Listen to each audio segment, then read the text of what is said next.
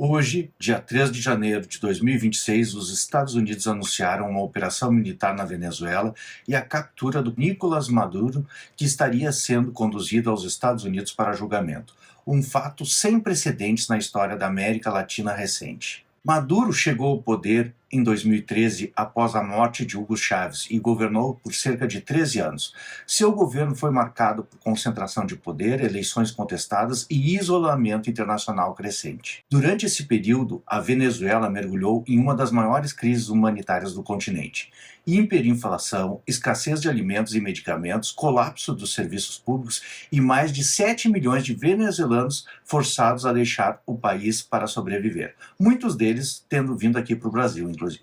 Desde 2020, os Estados Unidos acusam Maduro do envolvimento com o tráfico de drogas e de chefiar estruturas criminosas ligadas ao Estado, acusações que ele sempre negou, chamando-as de perseguição política. Sabe-se que Maduro é um dos chefes do cartel Los Soles, que envia drogas para a Europa e para os Estados Unidos. Da minha parte, Maduro é um líder político extremamente autoritário que vem ferindo os direitos humanos, empobrecendo o país e se locupletando às custas do povo venezuelano que está tendo que sair, e mais do que isso, era também um risco para os países estrangeiros que fazem fronteira com eles, tanto nós, Brasil, que tivemos que absorver essa população dessa região sofrida, quanto fundamentalmente ele vinha sendo um risco para a região da América Latina, porque ele vinha propondo de retomar aquela região de Essequibo, que possui grandes reservas de petróleo, porém pertence à Guiana.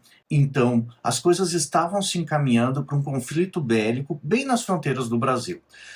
Eu, particularmente, não sei se os Estados Unidos agiram de modo correto ou incorreto diante da legislação internacional, mas acho que o conflito na região era inevitável e essa atitude do presidente Trump de determinar a captura do Maduro, ela possibilita um futuro mais pacífico e mais tranquilo, tanto para a região quanto para o povo venezuelano. Se não a curto prazo, se não a médio e longo prazo. Vamos observar como esses fatos que ainda estão muito quentes se desenrolam na região. Tudo vai depender de como a sucessão no governo da Venezuela vai se desenrolar.